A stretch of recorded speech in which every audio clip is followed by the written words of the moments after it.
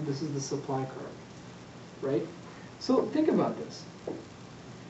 At this price, right, P1, let's just call this P1, right? Right? This is a really, really high price, right? But when the price is really, really high, do you think a lot of people will want to buy it? Chin? No. Right?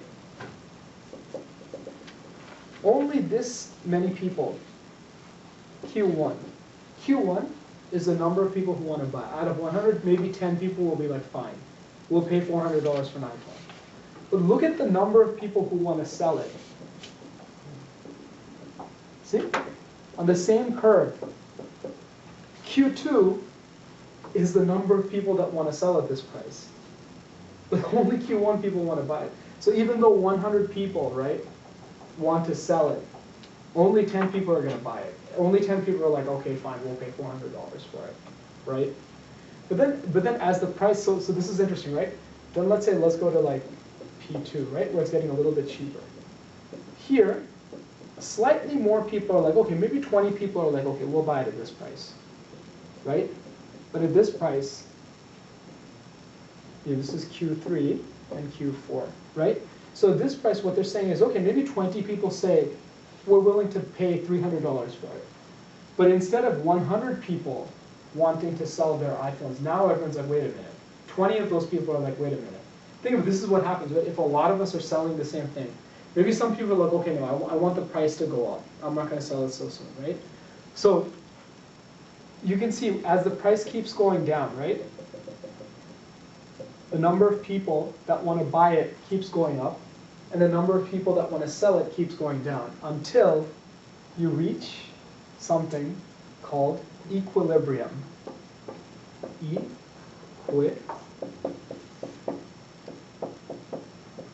Equilibrium. Equilibrium means two things are perfectly balanced, right?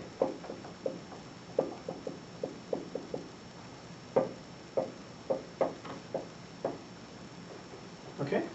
This is very important. Equilibrium, right? This point right over here, right?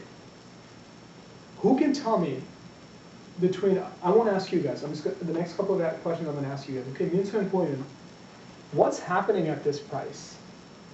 What was happening before it? Remember what I told you? It's perfectly balanced. So what does that mean over here? What does that tell you? Think about it. People who want to sell. Right? Keep going. If people who want to sell 20 people, on the other hand, people who want to buy also 20 people. Perfect. Good. That makes sense, right? All this time, right? Think about it. Guys, it's imbalanced, right? There's only so many people that want to buy, only so many people, but so many more people that want to sell. Over here, 50 people, let's say, want to sell, and 50 people want to buy. And this is the market price.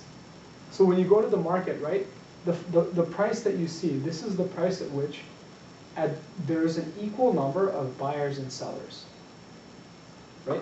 So this is this is kind of interesting. This is the price that's like, this is the price at which when you go to the market, you're going to say, okay, the iPhone, well, sorry, it's 50 over here, but let's say this price is like, $225. At $225, the number that people want to sell equals the number that people want to buy, okay? So this shows you equilibrium, right? This shows you when everyone who wants to buy an iPhone is able to buy an iPhone, and everyone who wants to sell an iPhone, at this price, 50 people want to sell an iPhone, they can sell the iPhone. The number of buyers equals the number of sellers, right? Makes sense, right? So now let's talk about an interesting situation, okay? So in the beginning, right? So we go back to the graph. So let's talk about changing this situation, right? Price and quantity. So this is where we started, right? Okay. So we had 100 people, right, who want to buy an iPhone, and 100 people who are selling an iPhone. What happens when another 100 people who want to buy an iPhone join the market, they come to the marketplace, 100 people just come over. What do you think happens to the graph? This one anyone can answer. Minsu, I see you making a hand movement. What do you think happens graphically?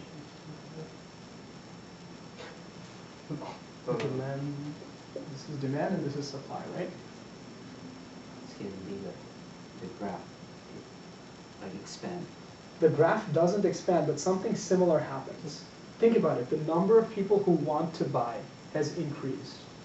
I mean the shape is exactly the same, but There's a shift. um, There's a shift, right? yeah. So what you're saying is, think of it, this is really interesting. You know what happens? You get a new demand curve, D1. Okay? So before, the equilibrium price was over here, right? Maybe it was $225. This is the equilibrium price, right? But what happens, you guys have been to auctions before, right?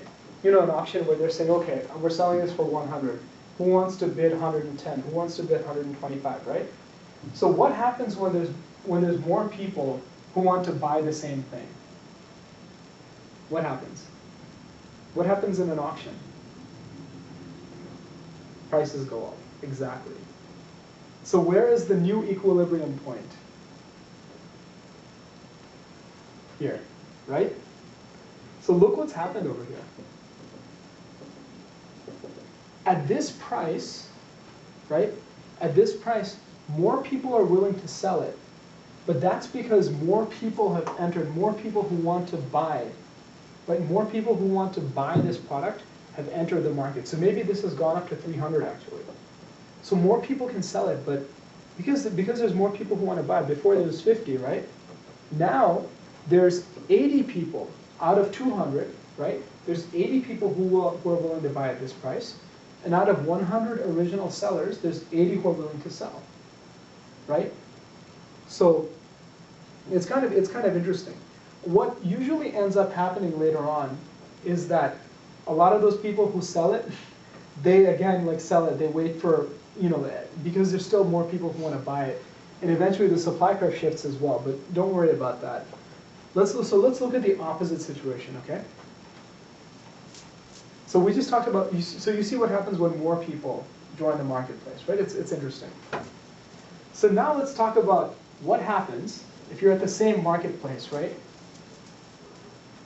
What happens when there's 100 people? So this is your demand and your supply curve, right? Right? Price and quantity, right? And this is your old equilibrium point, right?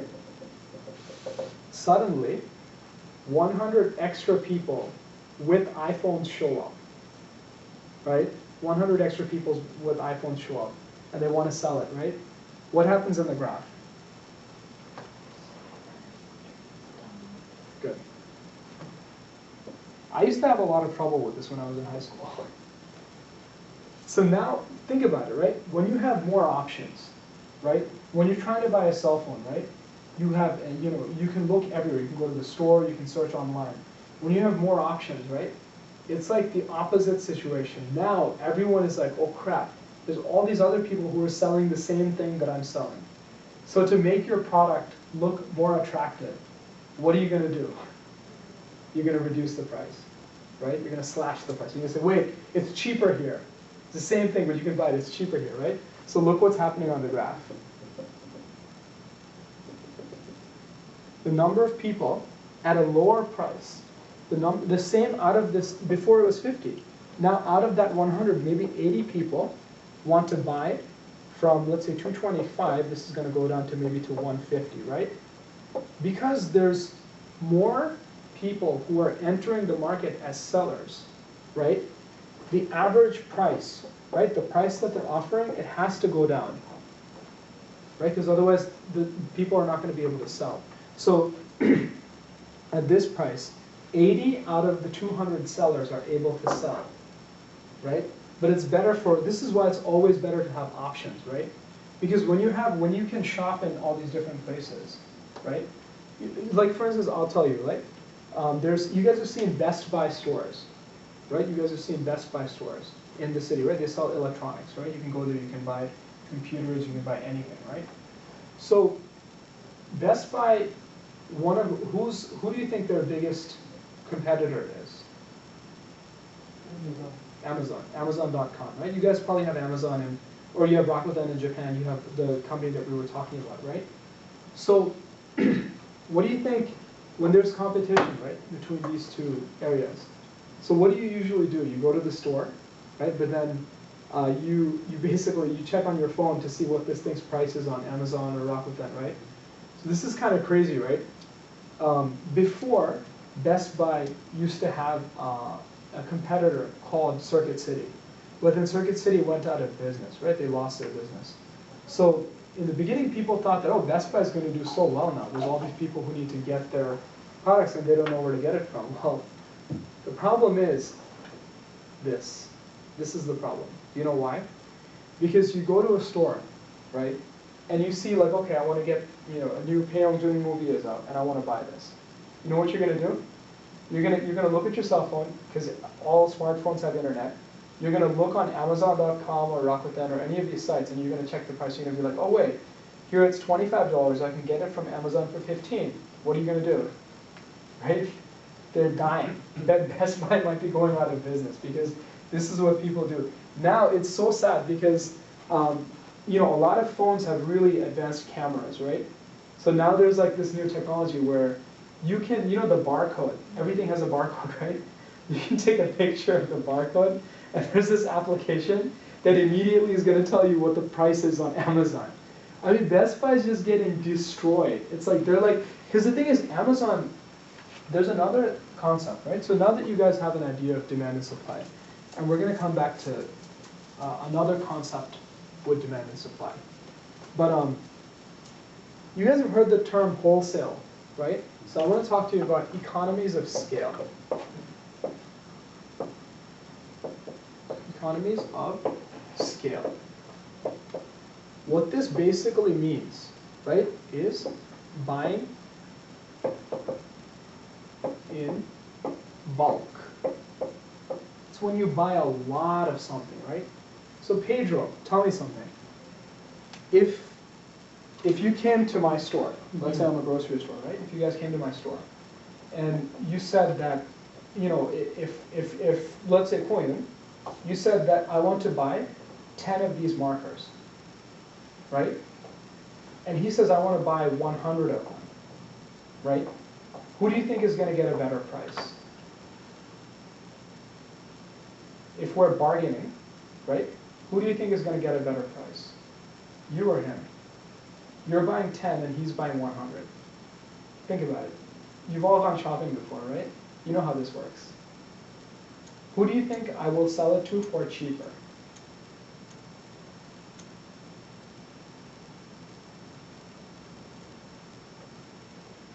You're buying 10, he's buying 100. Think about it.